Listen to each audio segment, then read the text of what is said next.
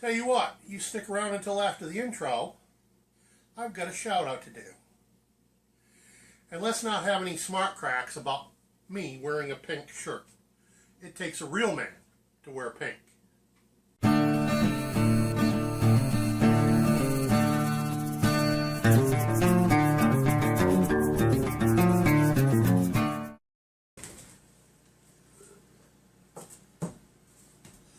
Well, good afternoon. Glad to see you joining me here today. Today I have a VR for a new friend of mine, Great American Survival. Yes, today I'm having just instant coffee. I'm being El Cheapo and having a poor me day, so I'm not going to put the effort into a brewed cup of coffee as far as real brewed coffee. And a lot of you are going to recognize my creamer container. Don't be giving me a hard time because I'm the king of recycle.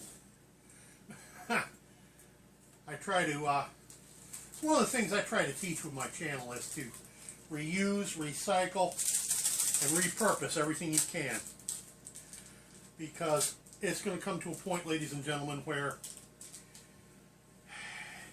if things keep going the way they've been going for the last 8 to 12 years in this nation, the only way you're going to get anything is to recycle, repurpose, and so on. Because there won't be stores. But I digress. That's not the purpose of this video. My new friend, Great American Survival, is having a giveaway. And what he wanted us to talk about was scout skills. Well, when I go out on a scout, and I haven't done that much in quite a long time because of the back and because of the leg. But when I go out on a scout for a new campsite, or go on a scout for hunting purposes,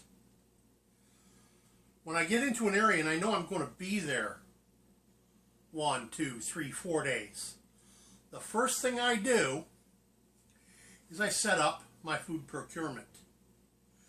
Because what I'm talking about for food procurement, and again this depends a little bit on where I'm actually at and what I'm doing, can be working for me whilst I'm doing other things like figuring out where I want to set up camp, where I'm going to set up my cooking camp, you know, because I don't cook where I'm going to sleep. I don't clean game where I'm going to cook or sleep. I always make 3 separate camps. But there's no sense in why I can't have my food procurement working for me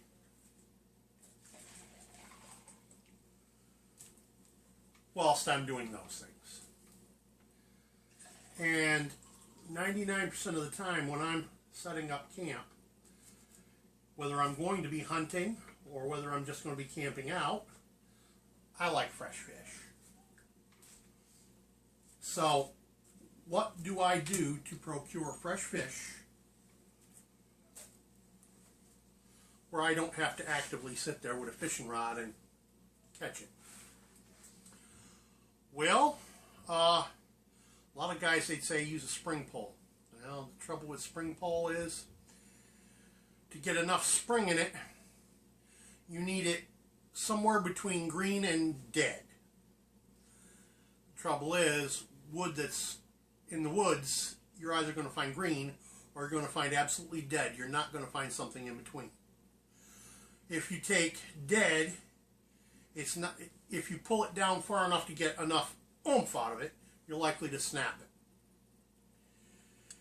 And with green, if you pull it down far enough to get enough oomph to set a hook or to twitch a snare for a terrestrial critter, good chance your spring engine is going to take the shape it's pulled down into and won't give you enough oomph when you need it. I don't like spring pole for anything. Never have, never will. What I like and prefer and always have used is a deadfall engine. You see, certain YouTubers who profess to be experts in trapping do a lot with spring pole, and the only thing they do with deadfall is for the most part, small critters. I have been known to use deadfall long time ago to take things as large as deer with the greatest of ease. Haven't done that in probably 40 plus years. But I still use the deadfall trapping system and use it to catch fish from 2-pound trout all the way up to 20-pound channel cat, like that. So here's how I do it.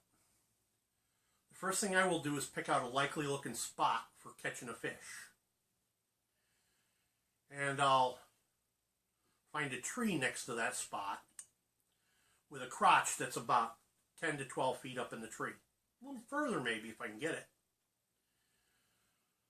I will then toss a piece of good heavy cordage, usually bank line, up through that crotch. And on the side of the tree where the cordage is facing away from the body of water, I particularly like this for lakes and ponds, but it works good on streams too. Though with streams, generally you don't need a 12 to 14 foot high drop. 6 to 10 feet will do quite nicely for most streams. I'll go and find myself a piece of dead, can be just laying on the ground, just absolutely rotten wood. It doesn't have to be structural, it just has to be heavy. I've also been known, when I can't find a piece of wood, to use a rock. Big rock. Tie my cordage to my weight, and then I'll hoist it up in the tree. I've already marked out the difference, and on the cordage closest to the stream, I've already tied 1/2 of an L7 trigger system. Now, not everybody knows what an L7 trigger is. What you do is you find yourself 2 pieces of wood, preferably dead, not rotten. Green will do if you can't find otherwise. And you want to find a couple of limbs, good stout ones, and you whittle them so that one of them, you have a place where you can tie your cordage here, and the limb is going to stick out like this, and this is your L half of the trigger. On the other one, you want the limb to stick out like this, and a post going down, depending on the ground, anything from 8 to 20 inches long. The softer the ground, the longer you want your stake. And the softer the ground, the more of an angle you're going to pound your stake in at, so therefore more of an angle you cut the end of your 7 off at. So for real soft ground, you're going to be pounding that stick 20, 25 inches, and you're going to pound it in on an angle like this, and your limb that sticks out, you're going to cut it on an angle. In other words, if your limb looks like this, you're going to cut it off at an angle that looks like this, like this. That way, as you turn it down, you'll have a flat spot here for your L to connect up with, like this. And your deadfall is going to be tied to this right here. You see what I'm saying? Good.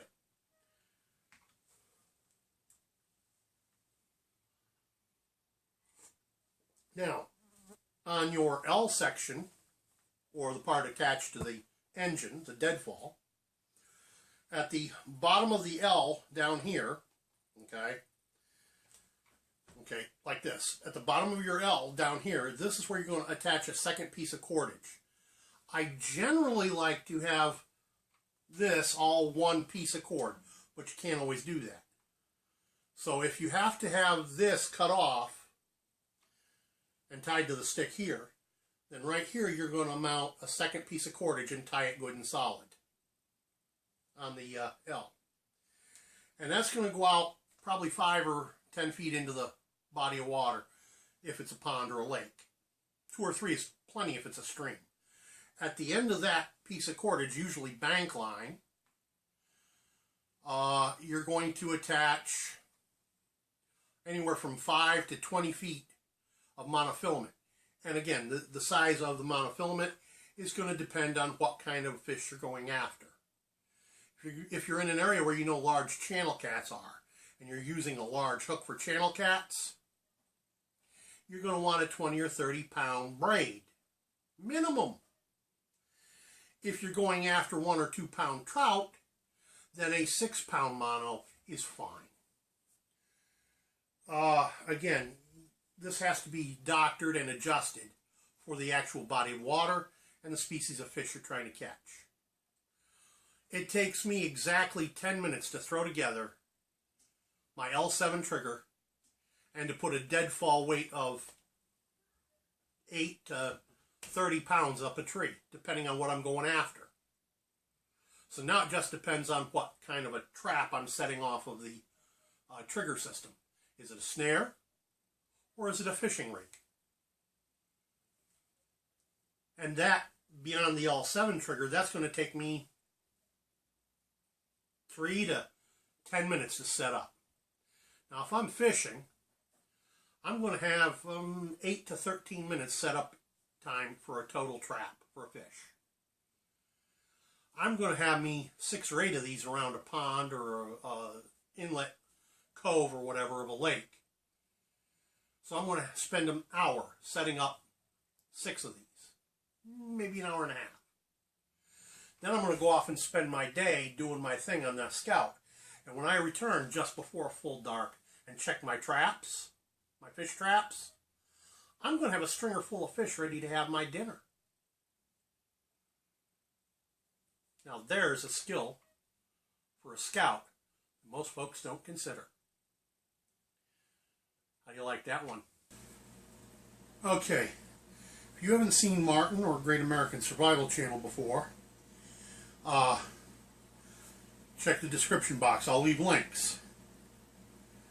Go on over, take a look at his giveaway, check out his channel. If you like what you see, give him a sub. Get in on the giveaway as well. He's only got about a week or so left on the giveaway. I'll let him give you the specifics on that though. Peace out. By the way, don't forget to